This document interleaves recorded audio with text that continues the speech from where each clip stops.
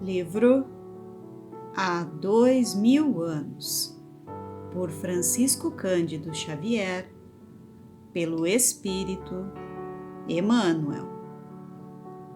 Segunda parte, 8. Na destruição de Jerusalém. Mais de 10 anos correram, silenciosamente amargurados, depois de 58, sobre a vida comum das personagens dessa história. Somente em 68 conseguira a política conciliatória de grande número de patrícios, entre os quais Públio Lentulus, o definitivo afastamento de Domício Nero e suas nefandas crueldades. Todavia, a ascensão de Galba durara poucos meses e aquele ano de 69 ia definir grandes acontecimentos na vida do império. Lutas numerosas encheram a cidade de pavor e sangue. A terrível contenda entre Otão e Vitélio dividira todas as classes da família romana em facções hostis, que se odiavam ao extremo. Afinal, a famosa Batalha de Bedriaco dava o trono a Vitélio, que instaurou um novo círculo de crueldades em todos os setores políticos. A diplomacia interna, porém, vigiava na sombra, examinando atentamente a situação, de modo a não permitir a continuidade de novo surto de extermínio e infâmia.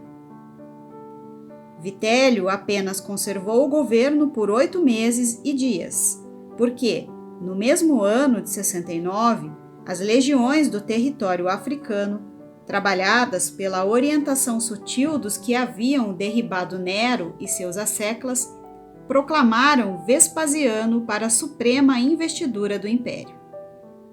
O novo imperador, que ainda se encontrava no campo de seus feitos de armas, empenhado na pacificação da Judéia distante, satisfazia as exigências mais avançadas de todas as classes civis e militares, sendo recebido em triunfo para o posto supremo, iniciando-se assim a era prestigiosa dos Flávios. Vespasiano integrava aquele grupo de patrícios operosos que contribuíra, sem alardes, para a queda dos tiranos. Amigo pessoal de Públio Lentulus, o imperador se tornara famoso não só por suas vitórias militares, mas também por seu criterioso tirocínio político, evidenciado em Roma desde os dias turbulentos de Calígula. Sob sua orientação administrativa, ia abrir-se uma trégua nas imoralidades governamentais, inaugurar-se-ia novo período de compreensão das necessidades populares e, na rota dos seus planos econômicos financeiros, o império ia caminhar para os dias regeneradores de uma era nova. Públio recebeu todos os acontecimentos com a velada alegria aos seus 67 anos de lutas e fortes experiências de vida. Sob a claridade serena da velhice, todavia, sua fibra moral e resistência física eram as mesmas de sempre. Dentro da perspectiva de melhores dias para as realizações patrióticas, considerava agora, como bem empregado, todo o tempo que roubara a filha cega para atender ao trabalho do bem coletivo. E foi nesse estado de espírito, com a consciência satisfeita pelo dever cumprido, de conformidade com as suas concepções, que se dirigiu ao palácio para atender a chamado especial do imperador, que muitas vezes não deixou de recolher ao conselho dos seus mais antigos companheiros de ideal. Senador, disse Vespasiano, na intimidade tranquila de um dos magníficos gabinetes da residência imperial. Mandei chamá-lo para me amparar com a sua tradicional dedicação ao império na solução de assunto que julgo de suma importância. Nota de Emmanuel. Vespasiano esteve em Roma logo após a sua proclamação. Dizei, Augusto, respondeu Públio comovido. Mas o imperador gentil cortou-lhe a palavra. Não, meu caro, entendamo-nos com a velha intimidade de outros tempos. Deixemos por um instante os protocolos. E, vendo que o senador esboçava um sorriso de reconhecimento à sua palavra fluente e generosa, continuou a expor a questão que o interessava. Chamado a Roma para o cargo supremo, não ousei desobedecer às sagradas injunções que me impeliam ao cumprimento deste grande dever, embora obrigado a deixar meu filho na obra de pacificação da Judéia amotinada. Trabalho esse que considerarei, em toda a vida, o meu melhor esforço pela vitalidade do império no desdobramento de suas gloriosas tradições.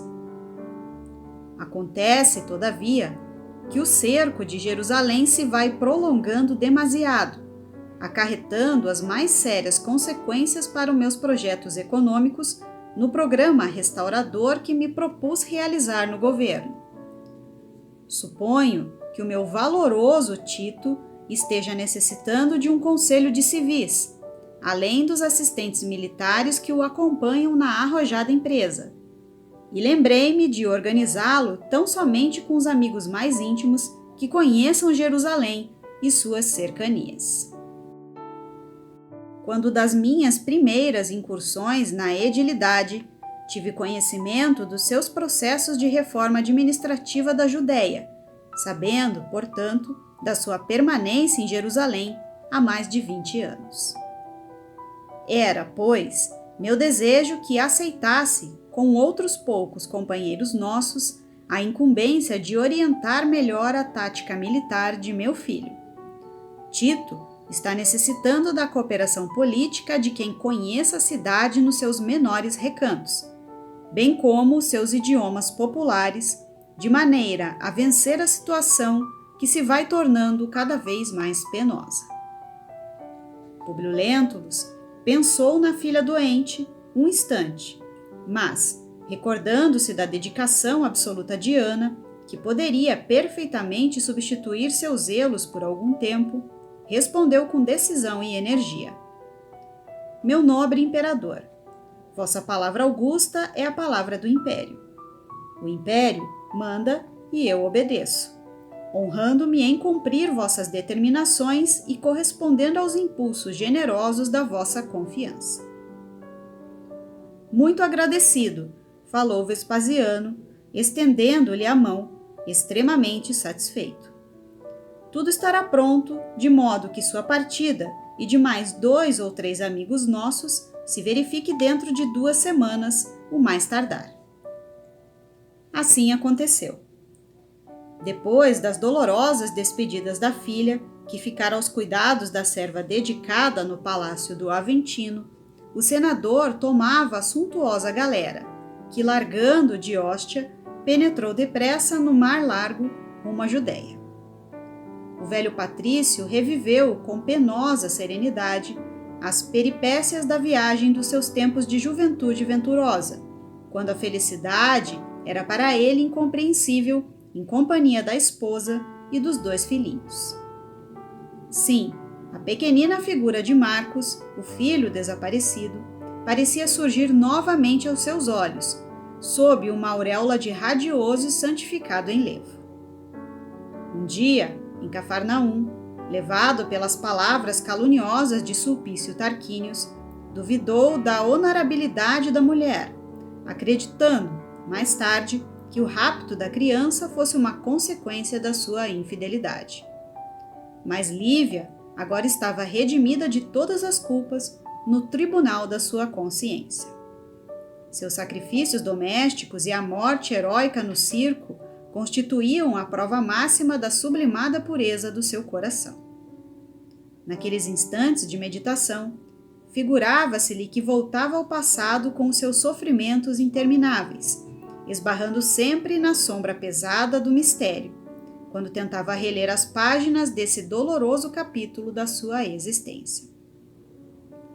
A que abismos insondáveis e desconhecidos teria sido levado o pequenino que lhe perpetuaria a estirpe nobre. Suas emoções paternais pareciam alarmar-se de novo depois de tantos anos e tantos padecimentos em família.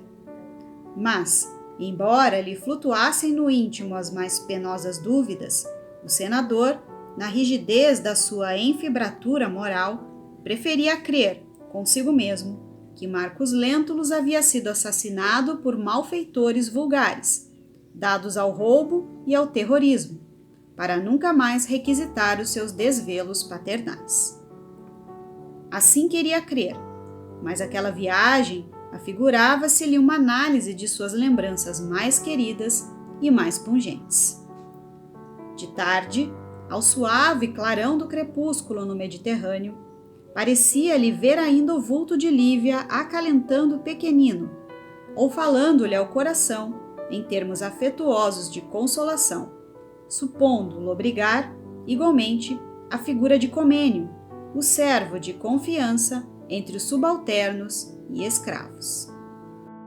Em companhia de 3 outros conselheiros civis, chegou sem maior dificuldade ao destino, colocando-se esse reduzido conselho de íntimos do imperador à imediata disposição de Tito, que lhe aproveitou os pareceres, utilizando com grande êxito as suas opiniões, filhas de larga experiência da região e dos costumes. O filho do imperador era generoso e leal para com todos os compatriotas, que o consideravam como benfeitor e amigo. Mas, para os adversários, Tito era de uma crueldade sem nome. Em torno da sua figura ardente e desassombrada, desdobravam-se-lhe legiões numerosas de soldados que combatiam encarniçadamente. O cerco de Jerusalém, terminado em 70, foi um dos mais impressionantes da história da humanidade.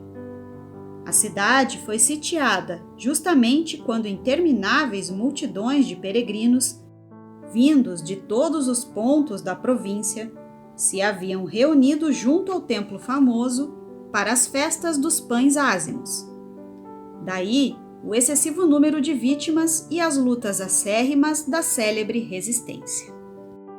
O número de mortos nos terríveis reencontros elevou-se a mais de 1 milhão, fazendo os romanos quase 100.000 prisioneiros, dos quais 11.000 foram massacrados pelas legiões vitoriosas depois da escolha dos homens válidos entre cenas penosas de sangue e de selvageria por parte dos soldados.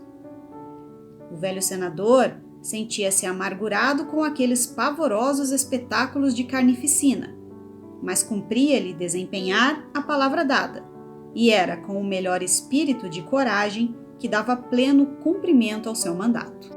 Seus pareceres e conhecimentos foram, muitas vezes, utilizados com êxito, tornando-se íntimo conselheiro do filho do imperador. Diariamente, em companhia de um amigo, o senador Pompílio Crasso visitava os postos mais avançados das forças atacantes, verificando a eficácia da nova orientação observada pela estratégia militar dos seus patrícios. Os chefes de operações várias vezes lhe chamaram a atenção para não avançarem muito em suas atitudes de desassombro, mas Públio Lentulus não manifestava o menor receio, realizando, na sua idade, minuciosos serviços de reconhecimento topográfico da famosa cidade. Afinal, na véspera da queda de Jerusalém, já se lutava quase corpo a corpo em todos os pontos de penetração, havendo incursões de parte a parte nos campos inimigos, com recíprocas crueldades contra todos os que tivessem a infelicidade de cair prisioneiros. Apesar do zelo que eram cercados, Públio e o amigo, em virtude da coragem de que davam testemunho, caíram nas mãos de alguns adversários que, ao lhes observarem a indumentária de altos dignitários da corte imperial, os conduziram imediatamente a um dos chefes da desesperada resistência, instalado num casarão à guisa de quartel, próximo da Torre Antônia. Públio Lentulus, observando as cenas de selvageria e sangue da plebe anônima e amotinada, que exterminava numerosos cidadãos romanos sobre as suas vistas, lembrou a tarde dolorosa do Calvário, em que o piedoso profeta de Nazaré sucumbira na cruz, sob a vozeirada terrificante das multidões enfurecidas. Enquanto caminhava tangido com brutalidade e aspereza, o velho senador considerava, igualmente, que, se aquele momento assinalasse a sua morte, deveria morrer heroicamente como sua própria mulher, em holocausto aos seus princípios, embora houvesse fundamental diferença entre o reino de Jesus e o império de César. A ideia de deixar Flávia Lentulha órfã do seu afeto preocupava-lhe o íntimo. Todavia, ponderava que a filha teria no mundo a dedicação generosa e assídua de Ana, bem como o amparo material da sua fortuna. Foi nesse estado de espírito, surpreso com a sucessão dos acontecimentos, que atravessou longas ruas cheias de movimento, de gritos, de impropérios e de sangue. Jerusalém, tomada de assombro, mobilizava as derradeiras energias para evitar a ruína completa. Ao cabo de algumas horas, extenuados de fadiga e sede, Públio e o amigo foram introduzidos no sombrio gabinete de um chefe judeu, que expedia as mais impiedosas ordens de suplício e morte para todos os romanos presos, revidando as atrocidades do inimigo. Bastou que Públio fitasse aquele velho israelita de traços característicos para procurar, sofregamente, uma figura semelhante no acervo de suas lembranças mais íntimas e mais remotas. Não pôde, porém, de pronto, identificar aquela personagem. O velho chefe, contudo, pousou nele o olhar astuto e, fazendo um gesto de satisfação, exclamou com uma chispa de ódio a lhe transparecer de cada palavra: "Ilustríssimos senadores", enfatizou com ironia e desprezo, "eu vos conheço de longos anos."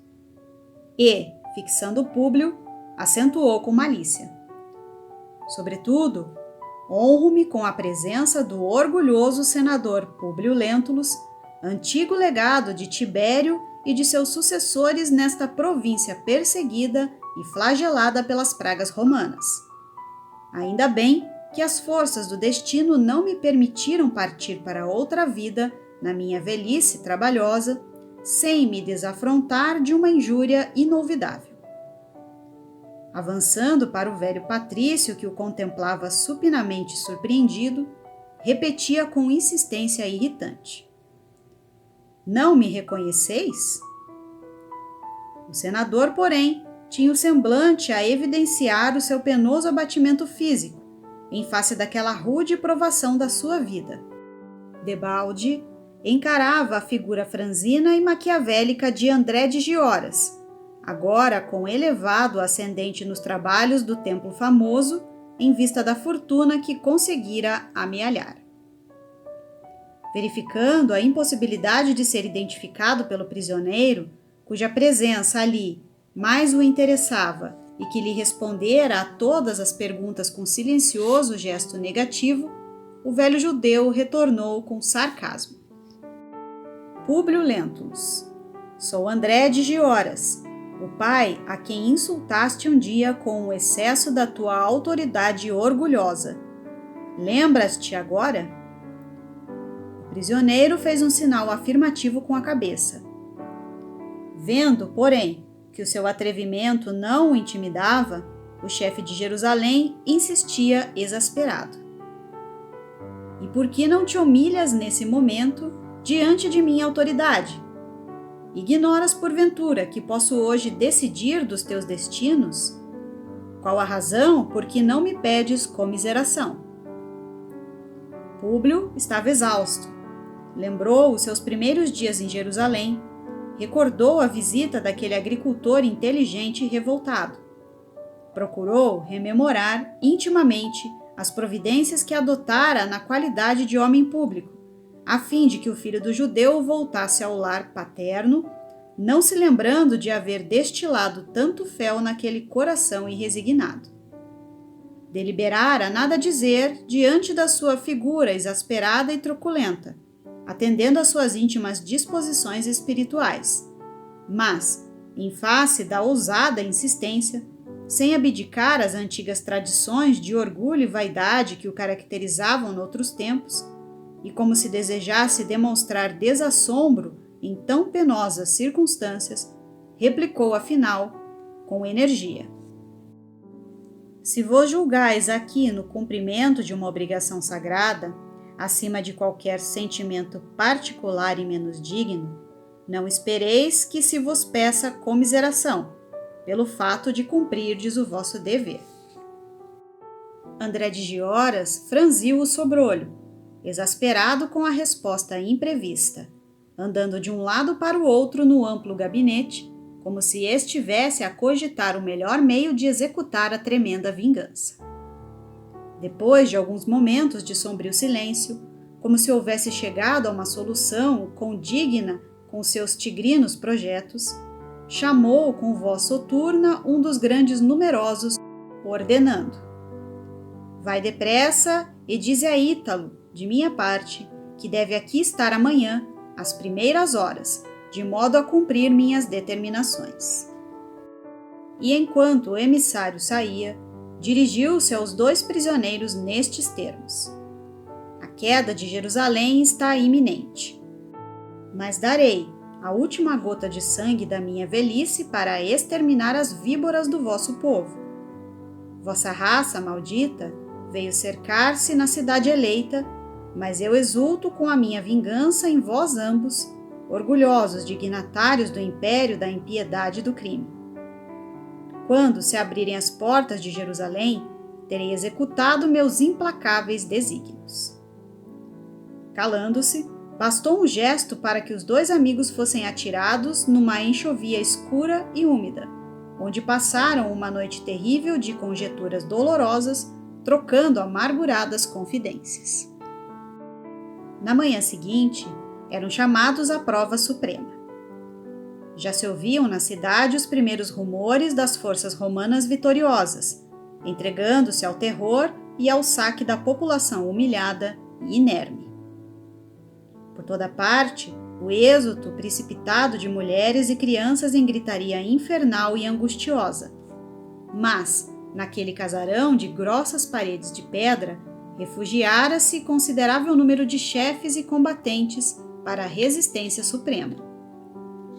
Públio e Pompílio foram conduzidos a uma sala ampla, de onde podiam ouvir o ruído crescente da vitória das armas imperiais, depois de lances dramáticos e cruentos, em tanto tempo de terror, de rapina e de luta.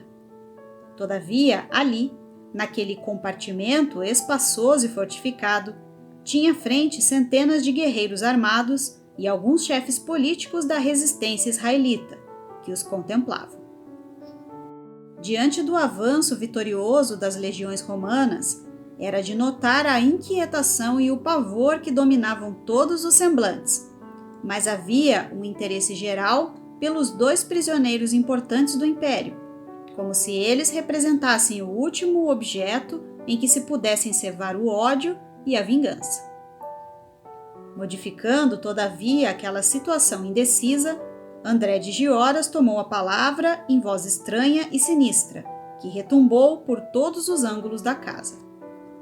Senhores, estamos chegando ao fim da nossa desesperada defesa, mas temos o consolo de guardar 2 grandes chefes da amaldiçoada política de rapina do Império Romano.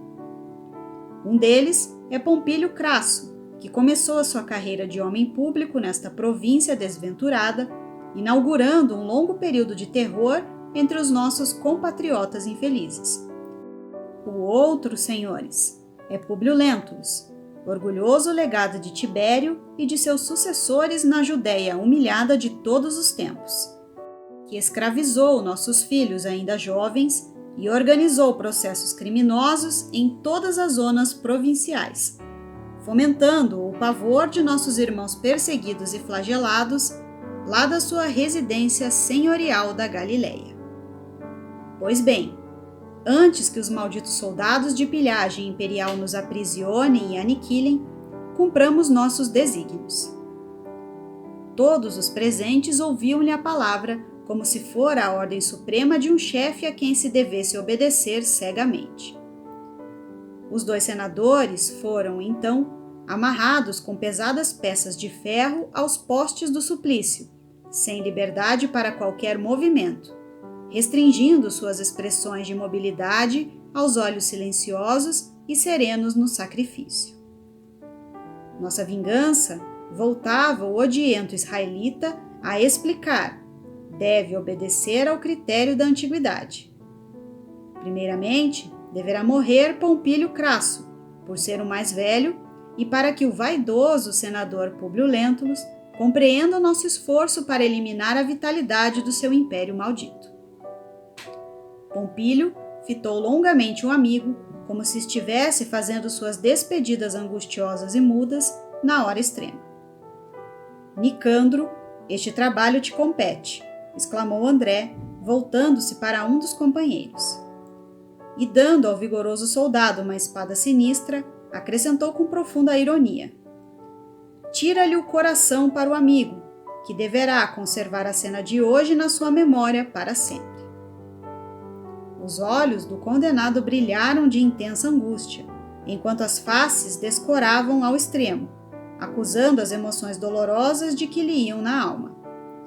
Entre ele e o companheiro de amargura, foi trocado então um olhar inesquecível. Em minutos rápidos, Públio Lentulus assistiu ao desenrolar da operação nefanda.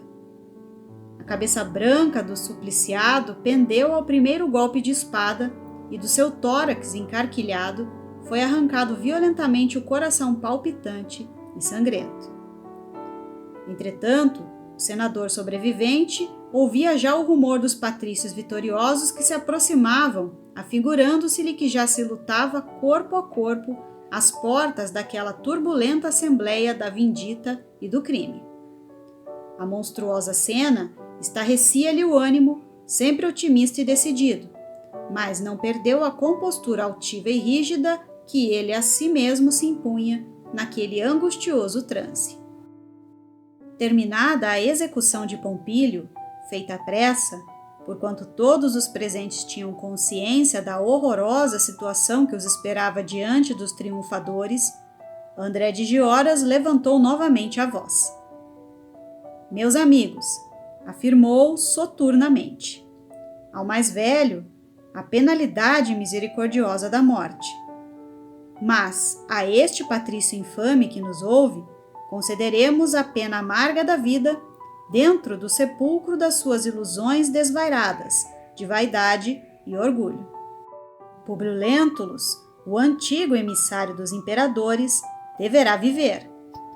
Sim, mas sem os olhos que lhe clarearam o caminho do egoísmo supremo sobre os nossos grandes infortúnios. Deixá-lo-emos com vida, para que nas trevas da sua noite busque ver com os olhos dos escravos que ele espezinhou no curso da vida. Havia um penoso silêncio interior, embora se ouvisse lá fora o patear dos cavalos e o tinir das armaduras, aliados ao rumor sinistro de vozes praguejantes no ataque e na resistência desesperada do último reduto.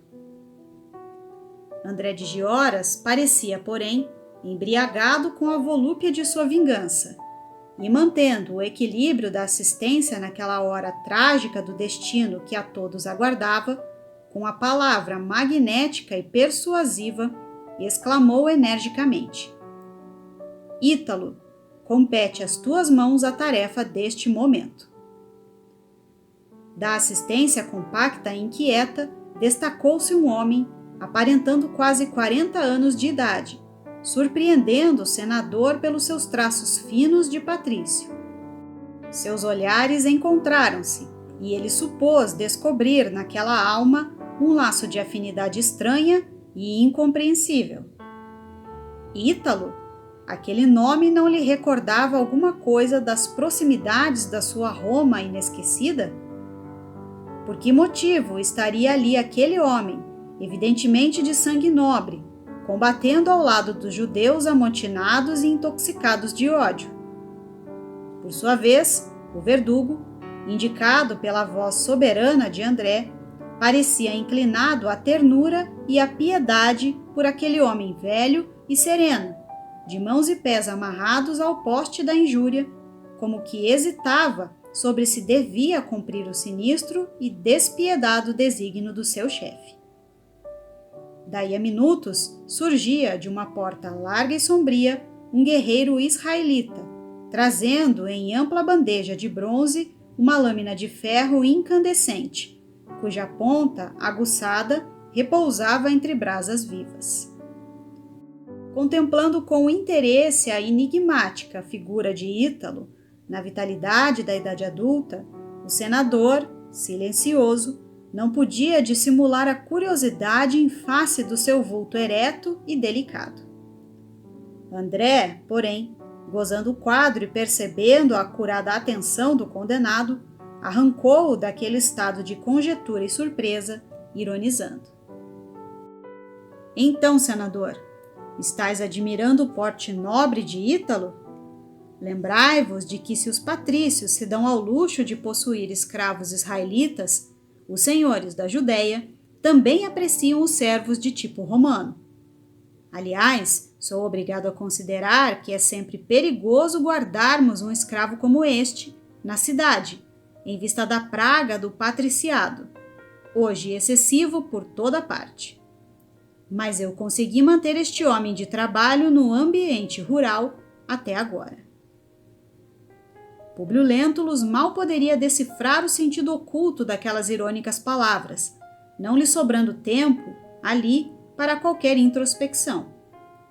Observou que André se calara, atendendo à urgência com que devia ser levada a efeito a operação em perspectiva, de modo a não se perder o vermelho incandescente da lâmina fatídica.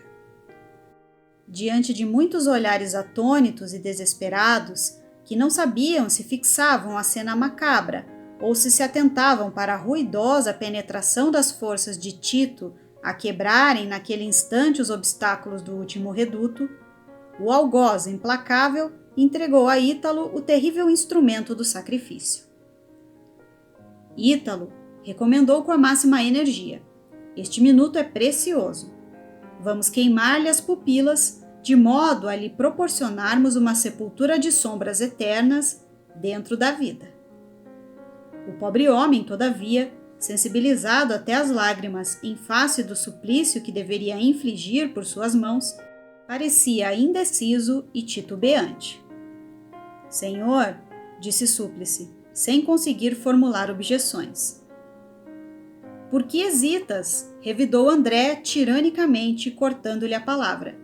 Será preciso chicote para que me obedeças? Ítalo tomou então da lâmina humildemente. Aproximou-se de leve do condenado, cheio de resignação e de fortaleza interior.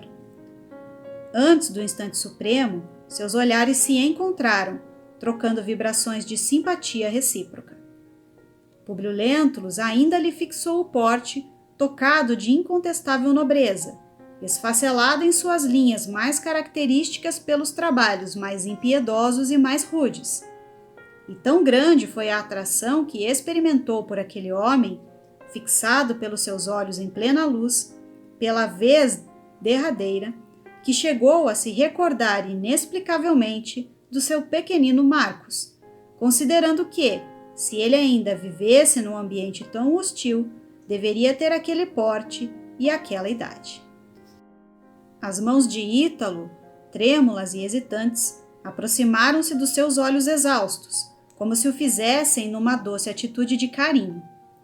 Mas o ferro incandescente, com a rapidez do relâmpago, feriu-lhe as pupilas orgulhosas e claras, mergulhando-as na treva para todo sempre. Nisso, observou a vítima que uma gritaria infernal reboava em toda a sala. Uma dor indefinível irradiava-se da queimadura, fazendo-lhe experimentar atrozes padecimentos. Ele nada mais divisava, além das trevas espessas que lhe cobriam o espírito, mas adivinhava que as forças vitoriosas chegavam tardiamente para libertá-lo. No meio dos ruídos ensurdecedores, André de Gioras ainda se aproximou do condenado, falando-lhe ao ouvido. Poderia matar-te, senador infame, mas quero que vivas. Vou revelar-te agora quem é Ítalo, teu algoz do último instante. Mas um golpe violento de espada, brandida por um legionário romano, fizera o velho israelita cair ao solo sem sentidos, enquanto certeira punhalada atingia Ítalo, indeciso na sua estupefação, que caiu pesadamente junto do supliciado, abraçando-lhe os pés num gesto significativo e supremo. Vozes amigas rodearam então Públio Lentulus naquele ambiente tumultuário. Desataram-lhe imediatamente os pés e as mãos, restituindo-lhe a liberdade dos movimentos, enquanto outros legionários retiravam o cadáver de Pompílio Crasso, com o peito vazio, num quadro pavoroso de selvageria sanguinosa. Serenados os primeiros tumultos e guardando as mais penosas dúvidas sobre as palavras reticenciosas do inimigo implacável, Públio Lentulus, antes de se ver levado pelo braço dos companheiros ao comando das forças em operações, onde receberia os primeiros socorros, recomendou que tratassem com o máximo respeito o cadáver de Ítalo, que jazia ao lado de um montão de despojos sangrentos, no que foi atendido, obtemperando-lhe, porém, um companheiro. Senador, antes de tudo, não vos esqueçais do vosso estado, que estás requerendo de todos nós os mais urgentes cuidados. E como se quisesse provocar uma explicação espontânea do ferido quanto ao seu interesse pelo morto, acentuou delicadamente. Não foi esse homem que vos infligiu o horrendo suplício? À vista da pergunta inopinada e necessitando justificar sua atitude perante os compatriotas que o ouviam, Públio Lentulus exclamou com voz pungente. Enganai-vos, meu amigo. Este homem, cujo cadáver agora não vejo, era nosso conterrâneo, prisioneiro de muito tempo pela sanha vingativa de um poderoso senhor de Jerusalém. Observai-lhe os traços nobres e concordareis comigo. E enquanto se retirava amparado pelos amigos, a fim de receber socorros imediatos e imprescindíveis, supôs haver cumprido um dever, em pronunciando aquelas palavras, porque misteriosas vozes lhe falavam ao coração, acerca daquele olhar generoso que pousara em seus olhos pela última vez. Vários dias esteve Jerusalém entregue ao saque e à desordem, levados a efeito pela soldadesca do império, faminta de prazeres e envenenada no vinho sinistro do triunfo. Todos os chefes da resistência israelita foram presos, a fim de comparecerem a Roma para o último sacrifício em homenagem às festas comemorativas da vitória. Entre eles, incluía-se André de Gioras, que, restabelecido das escoriações recebidas, representava uns dos que deveriam ser exterminados para gáudio da assistência festiva na capital do Império. Depois da matança de 11.000 prisioneiros feridos ou inválidos, massacrados pelas legiões vencedoras, depois dos pavorosos espetáculos da destruição e saque do Templo Magnífico, no qual Israel julgava contemplar a sua obra eterna e divina para todas as gerações da sua posteridade prolífica, voltou a caravana compacta dos vencidos e vencedores, cheia de riquezas ilícitas e troféus maravilhosos, de modo a exibir em Roma todos os ornamentos ilustrativos da vitória, entre vibrações tumultuárias e cânticos de triunfo. Numa galera confortável e tranquila, viajou Públio Lentulus, resignado dentro da noite cerrada da sua cegueira, rodeado de amigos prestimosos que tudo faziam por minorar-lhe os sofrimentos morais. Antes de chegar a Roma, vezes mais cogitou da melhor maneira de se dirigir diretamente a André para arrancar-lhe a verdade e serenar as dúvidas íntimas quanto à identidade do escravo de tipo romano que o ferira para sempre nos preciosos dons da vista. Ele, porém, agora estava cego e, para realizar esse desejo, teria de empregar um largo processo de providências, de colaboração estranha, e assim não havia atinado com a melhor maneira de ouvir o judeu, sem ferir as tradições de dignidade pessoal, mantida em todos os tempos da vida pública. Foi, ainda, nesse impasse que chegou novamente ao Palácio do Aventino, acompanhado de numerosos companheiros de labores políticos, surpreendendo amarguradamente o coração da filha com a notícia trágica e dolorosa da sua cegueira. Ana, qual anjo fraterno, valorosa irmã de todos os infortunados, sincera discípula do cristianismo, esperou carinhosamente o seu senhor junto de Flávia, que exclamava cheia de incoercível desalento: meu pai, mas que desgraça! O velho patrício, todavia, no seu otimismo, confortava-lhe o espírito obtemperando: filha, não te des ao trabalho de conjecturar a fundo os problemas do destino. Em todos os acontecimentos da vida, temos de louvar os soberanos desígnios dos céus e espero que te encorajes de novo, porque somente assim viverei agora, junto de ti, em consolação afetuosa e recíproca. Foi o próprio destino que me afastou compulsoriamente das lides do Estado, a fim de viver doravante somente por ti. Abraçaram-se então efusivamente, fundiram-se em beijos do mesmo infortúnio, vibrações de duas almas presas aos mesmos padecimentos. Publio Lentulus, porém, embora o necessário descanso e apesar da cegueira que lhe impossibilitava as iniciativas, não perdeu a esperança de ouvir a palavra do inimigo implacável ainda uma vez, e para isso aguardou o dia ansiosamente esperado pelo povo romano das soberanas festas do triunfo.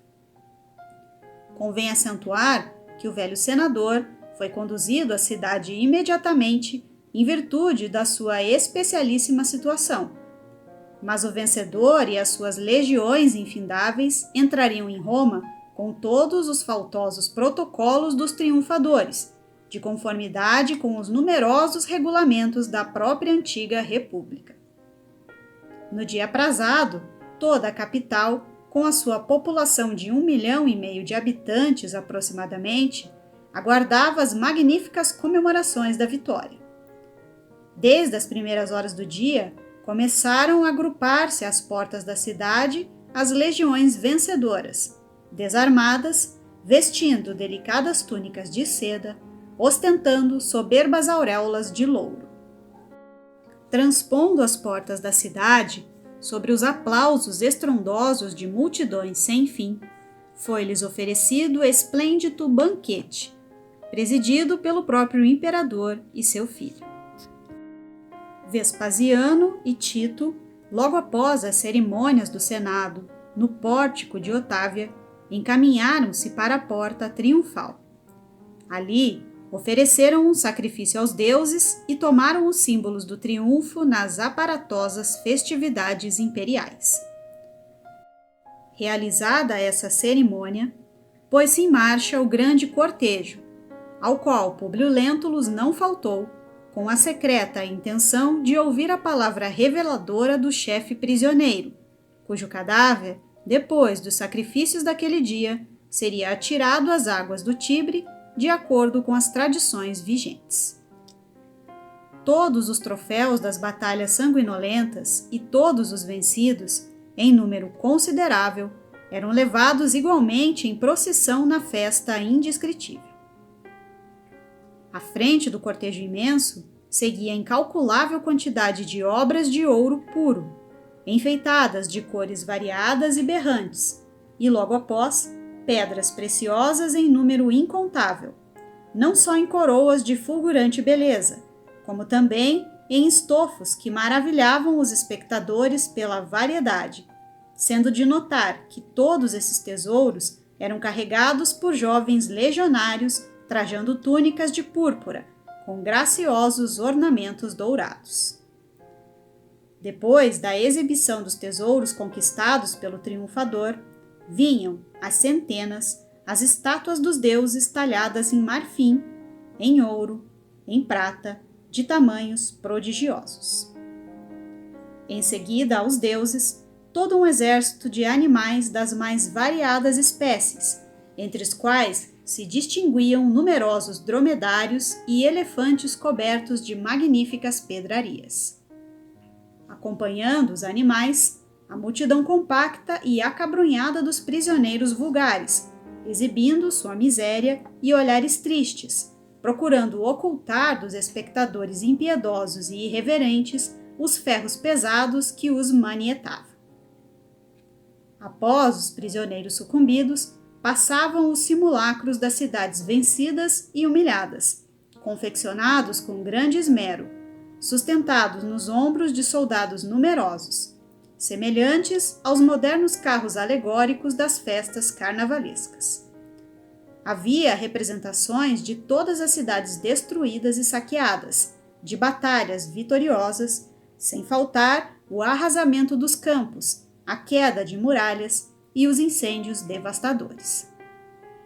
Depois desses dois símbolos, eram os despojos riquíssimos dos povos vencidos e das cidades conquistadas, principalmente os de Jerusalém, carregados com muito desvelo pelos legionários.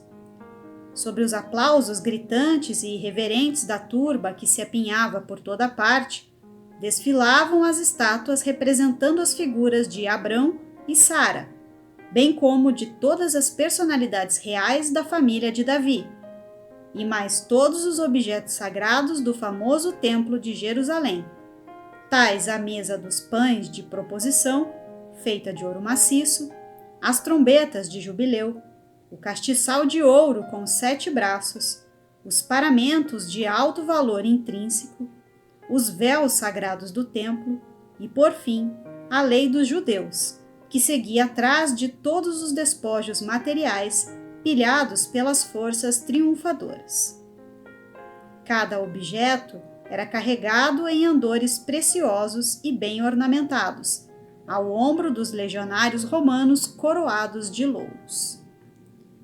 Após os textos da lei, seguia Simão, o desventurado chefe supremo de todos os movimentos da resistência de Jerusalém, acompanhado dos seus 3 auxiliares diretos, inclusive André de Gioras.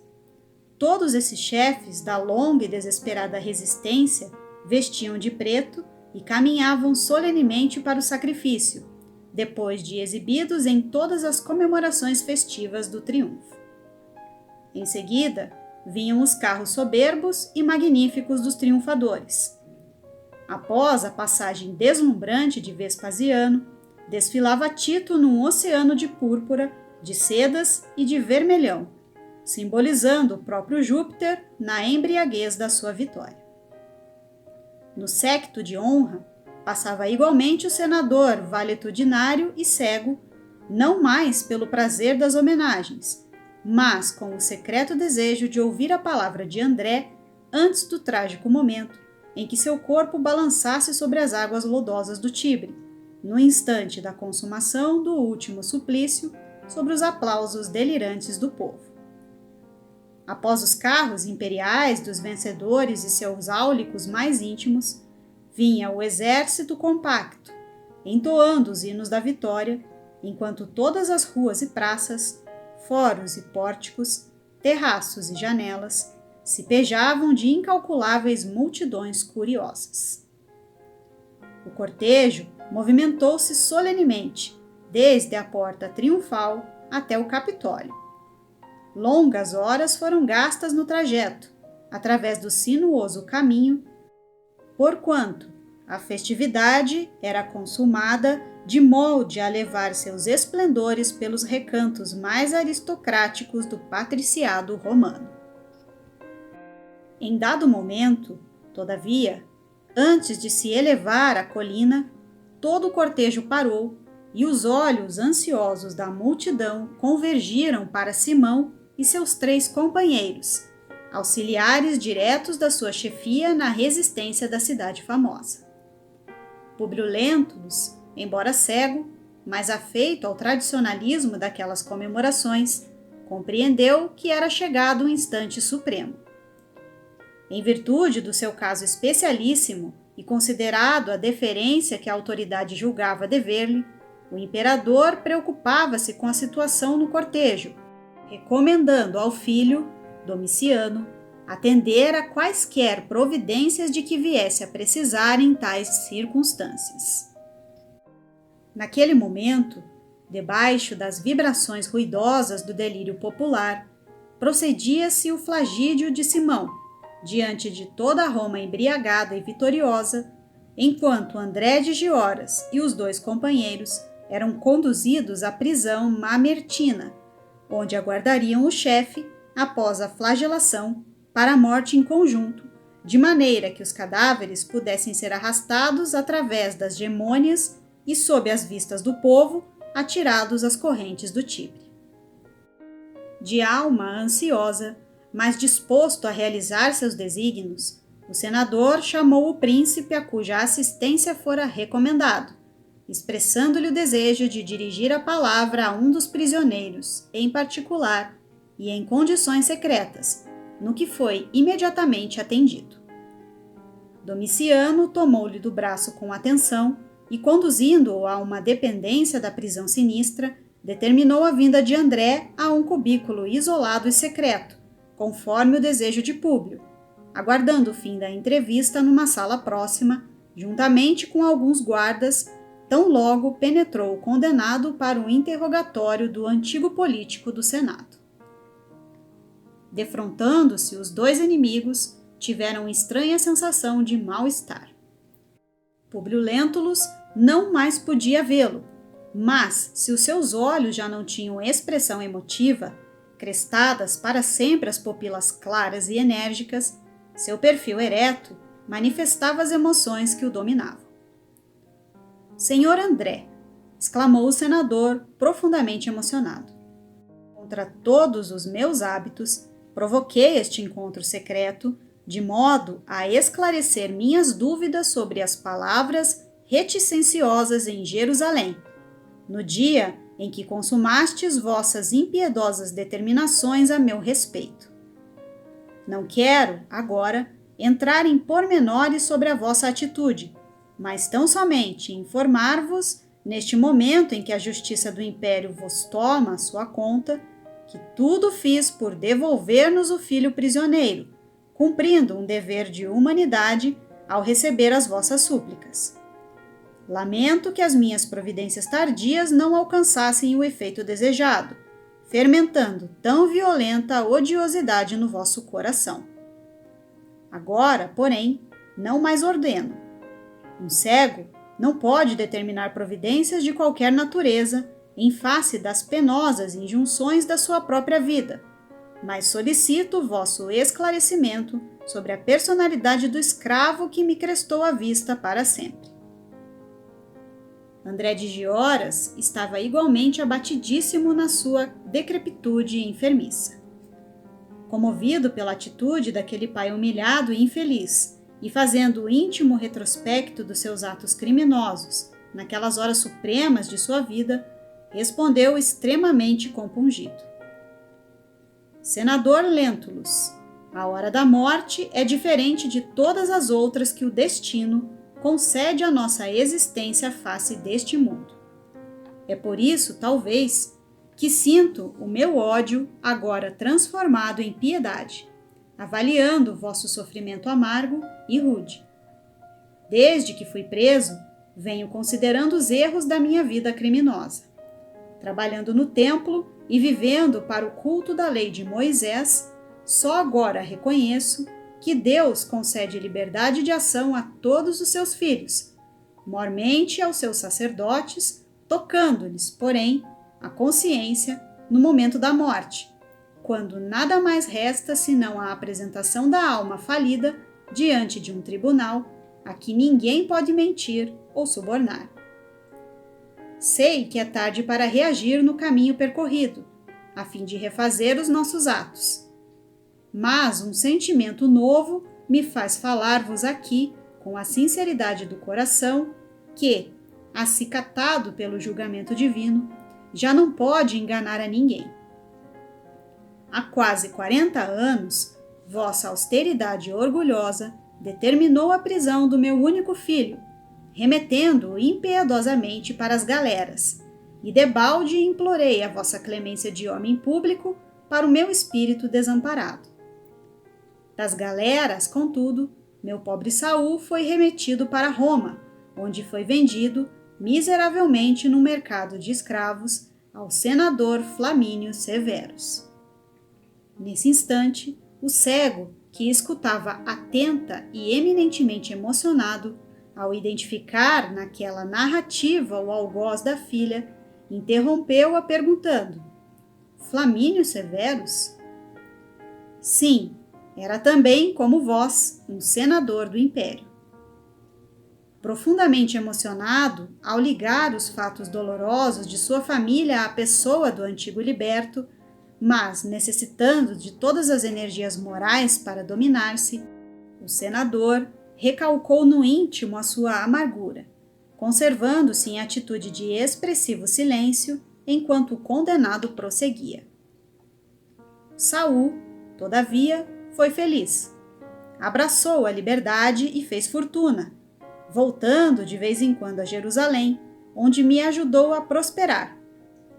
Mas devo revelar-vos que, não obstante os textos da lei por mim pregada muitas vezes, que nos manda desejar ao próximo o que desejaríamos para nós mesmos, não cruzei os braços ante a vossa arbitrariedade criminosa, jurando vingar-me a qualquer preço. Para isso, numa noite tranquila, roubei o vosso pequenino Marcos na vossa residência de Cafarnaum, de cumplicidade com uma de vossas servas, que mais tarde tive de envenenar, para que não viesse a revelar o segredo e tolher meus sinistros propósitos, quando a vossa ansiedade paterna instituiu, em Jerusalém, o prêmio de um grande sestércio a quem descobrisse o paradeiro do pequenino. Lembrareis, por certo, da criada Semele, que morreu repentinamente em vossa casa. Enquanto André de Giora se detinha na triste confissão que lhe tocava as fibras mais íntimas da alma, representando cada palavra um estilete de amargura a lhe retalhar o coração, Públio Lentulus chegava tardiamente ao conhecimento de todos os fatos, recordando os angustiosos martírios da companheira como esposa caluniada e mãe carinhosa. Impressionado, porém, com o seu silêncio doloroso, André continuava. Pois bem, senador, obedecendo aos meus sentimentos condenáveis, raptei vosso filhinho, que cresceu humilhado nos mais rudes trabalhos da lavoura. Aniquilei-lhe a inteligência, favoreci-lhe o ingresso nos vícios mais desprezíveis, pelo prazer diabólico de humilhar um romano inimigo, até que culminei na minha vindita em vosso encontro inesperado. Mas agora estou diante da morte e não sei enxergar mais a nossa situação, senão como pais desventurados. Sei que vou comparecer breve no tribunal do mais íntegro dos juízes. E, se vos fosse possível, eu desejaria que me desseis um pouco de paz com o vosso perdão. O velho senador do império não saberia explicar as suas profundas dores, ouvindo aquelas revelações angustiosas e amargas. Ouvindo André, sentia ímpetos de perguntar pelo filhinho em criança, por suas tendências, pelas suas aspirações da mocidade. Desejava inteirar-se dos seus trabalhos, das suas predileções, mas cada palavra daquela confissão amargurosa era uma punhalada nos seus sentimentos mais sagrados. Qual estátua muda do infortúnio, ainda ouviu o prisioneiro repetir, quase em lágrimas, arrancando-o das suas divagações sombrias e tormentosas. Senador, insistia ele, suplicando tristemente, perdoai-me, quero compreender o espírito da minha lei, apesar do último instante. Relevai meu crime e dai-me forças para comparecer diante da luz de Deus. Públio ouvia-lhe a voz súplice, enquanto uma lágrima de dor indescritível rolava dos seus olhos tristes e apagados. Perdoar? Mas como? Não fora ele, Públio, o ofendido e a vítima de uma existência inteira? Singulares emoções abalavam-lhe o íntimo, enquanto numerosos soluços lhe morriam na garganta opressa. Diante dele estava o inimigo implacável que procurara em vão, por consecutivos e longos anos de infelicidade. Mas, na sua introspecção, sabia entender, igualmente, as próprias culpas, recordando os excessos da sua severidade vaidosa. Também ele ali estava como um cadáver ambulante, no seio das sombras espessas. De que valeram as honrarias e o orgulho desenfreado? Todas as suas esperanças de ventura estavam mortas. Todos os seus sonhos aniquilados. Senhor de fortuna considerável, não viveria mais no mundo, senão para carregar o esquife negro das ilusões despedaçadas. Todavia, seu íntimo se recusava ao perdão da hora extrema. Foi então que se lembrou de Jesus e da sua doutrina de amor e piedade pelos inimigos. O mestre de Nazaré perdoara todos os seus algozes e ensinara aos discípulos que o homem deve perdoar 70 vezes 7 vezes. Recordou igualmente que por Jesus, sua esposa imaculada morrera nas ignomínias do circo infamante. Por Jesus, voltara Flamínio do reino das sombras para incliná-lo um dia ao perdão e à piedade. Os ruídos de fora denunciavam que a hora derradeira de André estava próxima. O próprio Simão já caminhava vacilante e ensanguentado, depois do açoite, para o interior da prisão, epilogando o suplício. Foi então que Públio Lentulus, abandonando todas as tradições de orgulho e vaidade, sentiu que no íntimo d'alma brotava uma fonte de linfa cristalina. Copiosas lágrimas desceram-lhe as faces rugosas e macilentas, das órbitas sem expressão, dos olhos mortos, e, como se desejasse fitar o inimigo com os olhos espirituais, a fim de mostrar-lhe a sua comiseração, exclamou em voz firme: "Estais perdoado." Voltando imediatamente à sala contígua e sem esperar qualquer resposta, compreendeu que era chegada a última hora do inimigo. Daí a minutos, o cadáver de André de Gioras era arrastado às gemônias para ser atirado ao Tibre silencioso. O senador nada mais percebeu do restante das numerosas cerimônias no templo de Júpiter. O cortejo era agora iluminado pela claridade de 1000 fachos colocados pelos escravos em 40 elefantes, por ordem de Tito, ao cair das primeiras sombras da noite. Mas o senador, acabrunhado nos seus padecimentos morais, regressava em liteira ao palácio do Aventino, onde se fechou nos seus apartamentos particulares, alegrando o grande cansaço. Tateando na sua noite, abraçou-se à cruz de Simeão, que lhe fora deixada pela crença da esposa, molhando-a com as lágrimas da sua desventura. Em meditações profundas e dolorosas, pôde então compreender que Lívia vivera para Deus e ele para César, recebendo ambos compensações diversas na estrada do destino.